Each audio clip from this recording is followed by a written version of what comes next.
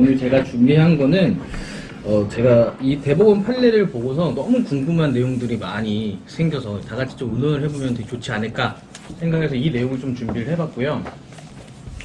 기본적으로 유니온적 효력 범위에 대해서 여기서 명확하게 좀 이번에 판시를 해준 대법원 판례라고 보시면 될 것 같습니다.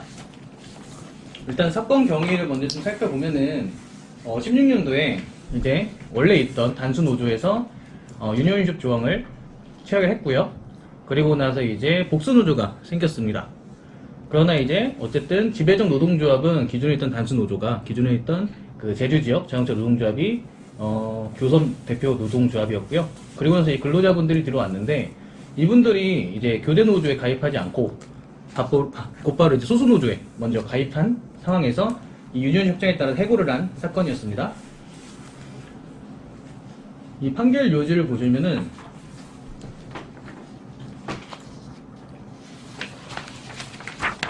여기서 기존이랑 이제 기존과 다르게 좀 새로운 해석들을 많이 했습니다. 보시면은 근로자에게 단결권에서 가입할 노동 스스로 선택할 자유 헌법상 보장되고, 그리고 지배적 노동조합이 가진 당연과 마찬가지로 유니온 협정이 체결하지 않은 이제 소수노조죠. 소수노조의 단결권도 동등하게 존중되어야 한다.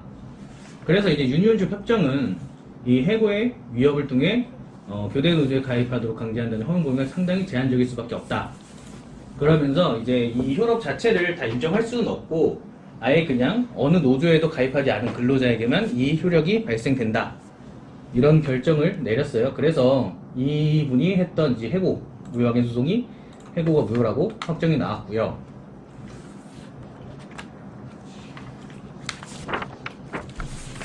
그래서 제가 이거를 보니까 이 판결을 봤을 때 노조 선택의 자유, 그러니까 이제 근로자의 노조 선택의 자유를 인정하고 있는 거고, 여기서는 단결 선택권 인정해줬고, 그리고 소수 노조의 단결권도 존중한다. 그래서 유니온 협정의 효력 범위가 기존보다는 확실히 제한적으로 해석이 된 판례였습니다. 그래서 결국에는 이 유니온 협회의 범위는, 효력 범위는 소극적 단결권을 행사한 근로자한테만 미친다라는 게 이번에 판결이었고, 이 판결이 나온 이후부터 제가 이제 생각을 해봤을 때 헌법재판소의 기존의 입장과 너무 매치되는 게 아닐까라는 생각이 들었었고요. 그리고 기존의 고용노동부 행정해석이 있었습니다. 근데 그 행정해석과도 전면적으로 다 배치가 되는 내용이 돼버렸습니다. 그리고 이제 최근에 제가 했던 사례에서도 사건에서도 유니온 협정 문구 때문에 공정대표 의무 위반 관련된 쟁점이 같이 파생이 됐고요. 그래서 그런 내용도 좀 같이 한번 의논해보면 어떨까라는 생각에서 제가 이 판례를 준비했고요. 논점사항 보시면 헌법재판소, 기존에 이건 다 아실 거예요. 워낙 유명한 거니까. 그래서 짧게 하겠습니다. 기본적으로 예전에 적극적 단결권을 먼저 인정을 해줬었고,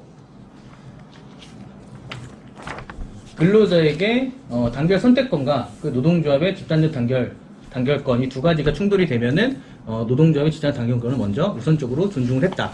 이게 이제 헌재의 기본적인 입장이었죠. 그리고 이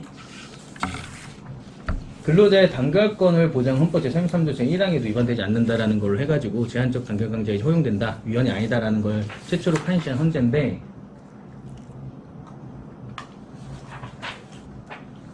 이 내용이랑도 어느 정도 어떻게 보면은 기존과 좀 배치가 되는 부분이 있었고요. 그리고 노동부 행정해석을 좀 보시면은 여기서 명확하게 나와 있습니다. 유니온적 협정에 체결된 노동조합에서 그 지배 노조에 가입 없이 곧바로 소수노조에 가입하면 해고 의무가 있다 라는 거를 행정해석은 명확하게 밝히고 있고요.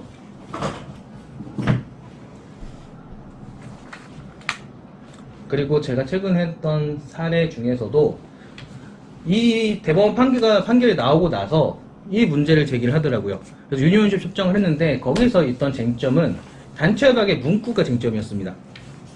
여기서 보시면 단체협약 제5조 유니온숍에서 제1노동조합을 여기서 특정을 해버렸어요. 특정을 해버렸고, 그리고 나서 제2항에서는 이 특정 노조에만 가입할 수 있다 라는 거를 명시적으로 해놨습니다. 그래서 이제 A노조랑 B노조가 있었을 때 A노조가 이제 교대 노조였고, B노조 같은 경우에는 이거 자체가 실질적 결과적 차별을 유발시키는 내용상 공정대표 의무 위반이다. 이거에 대해서는 충분히 이거는 다뤄볼 거를 다퉈야 한다라는 식으로 노동위원회에 구제신청을 제기했고, 지금 행정소송까지도 가 있는 걸로 알고 있습니다. 지금 이 내용에서 여기서 이제 B노조가 주장하는 내용은 지금 이 판례가 나옴으로써 개인적 단결권이 당연히 단결 선택권이 우선시 돼야 되는 거고, 그리고 우리 소수노조의 단결권도 존중받아야 된다. 그렇기 때문에 이 문구를 제1노동조합이라는 문구를 특정하는 거는 우리의 단결권을 침해하는 것이었고, 이 신규 입사자들의 단결 선택권을 아예 박탈하는 거다. 노조 선택의 기회를 박탈하는 거다. 그렇기 때문에 결과적으로는 이 문구로 인해서 우리는 조합원을 받을 수 없는 상황이니 이거는 실질적 결과적 차별이 발생된다. 이런 취지로 해가지고 주장을 했었고요. 결국에 이 사건은 결국에는 제가 했을 때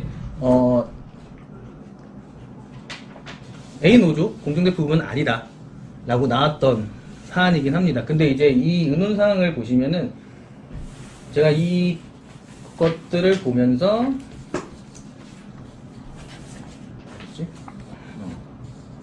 이거 먼저 좀 하겠습니다.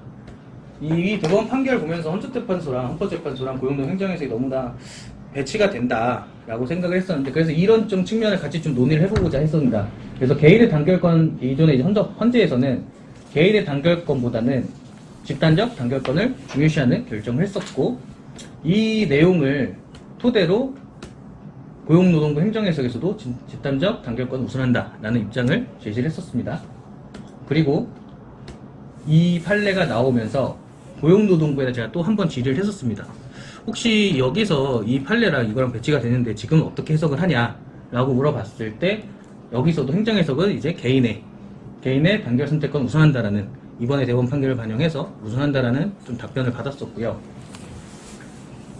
근데 이제 여기서 문제가 됐던 거는 항상 제가 봤을 때 그때 헌재가 나왔을 때가 복수노조가 아니었을 때였습니다. 그땐 단수노조만 허용됐던 시대였고, 지금은 복수노조가 이제 도래된 복수노조가 허용되는 시대죠. 그렇기 때문에 지금 이 대법원 판결이 이 복수노조라는 거를 좀 고려해서 나온 판결이 아닌가라고 생각이 됐는데, 근데 문제는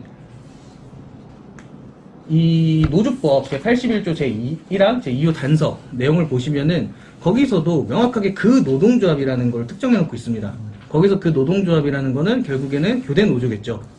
이 교대 노조를 무조건 가입을 하도록 그렇게 문구도 그렇게 해석이 되어 있고, 그리고 이제 유니온숍의 규정에 대한 취지를 좀 생각을 해봤을 때, 결국 이 지배노조의 단결권을 강화해서 어떻게 보면 사용자의 대등성을 확보하기 위한 그런 취지인데, 이런 자체들이 이 대법원 판결로 인해서 어느 정도 좀 이제 유니온숍 규정 자체가 조금 제한적으로 이제 해석되지 않을까.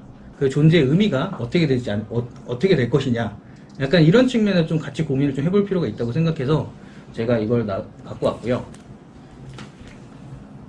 그리고 공정대표 의무 위반 관련해서도 실적으로 이게 만약 인정이 된다고 하면은 좀 더 이제 확대적으로 해석을 했을 때, 그 대법원 판례를 좀 더 확대 해석을 했을 때, 그런 특정 노조를 하게 됐을 때는 이건 실적으로 차별이 발생될 수도 있겠다. 그러니까 결국에는 다른 노조에 가입할 수 있는 그 소수 노조 입장에서는 신규 입사자들이 가입을 할 수 없는 상황이 발생될 수밖에 없으니까 이거는 결과적으로 차별이 발생될 수 있겠다라는 생각을 좀 해보게 돼서 이것도 같이 한번 좀 논의를 해보는 게 어떨까라고 해서 이걸 갖고 왔고요. 제 생각에는 어쨌든 이 공정대표 의무 사건 같은 경우도 결국에는 B노조가 주장한 거는 문구를 바꾸자. 문구를 특정 노조를 하는 게 아니라 이 제1노동조합이라는 걸 하는 게 아니라 어떤 노동조합에도 가입할 수 있도록, 그러니까 노동조합의 조합원이 된다. 이런 형식으로 문구를 바꾸고, 그렇게 되면은 어쨌든 그 이번에 대법원 판결의 취지를 살려서 그 개별 근로자의 단결 선택권을 보장하는 것 아니냐. 이런 식으로 해서 공정대표 의무 위반을 주장했는데, 이 진호위랑 중노위에서는 그냥 딱 보자마자 이렇게 판단을 했어요. 그냥 이거는 노조법 문구 자체를 그냥 갖고 온 거기에 불과하기 때문에 이거는 공정대표 의무 위반이 될 수가 없다. 그러니까 차별이라는 게 발생되지 않는다. 그리고 실질적으로도 위에 내용 보시면은 이 헌재에서 했던 내용 중에 보면 마지막 문구, 여기서 이런 차별적 취급은 합리적인 이유가 있다라고 보고 있습니다. 제한적 단결강제에서도 근로자에 대한 차별적 취급은 합리적인 이유가 있는 거기 때문에 평등권도 침해하지 않고 있다. 이걸 기초로 해가지고 이거는 합리적인 이유가 있는 차별이라고 볼 수도 있는 거고, 이거는 어쨌든 공정대표 의무 위반이 될 가능성은 여지는 없다. 이런 식으로 판단을 했습니다.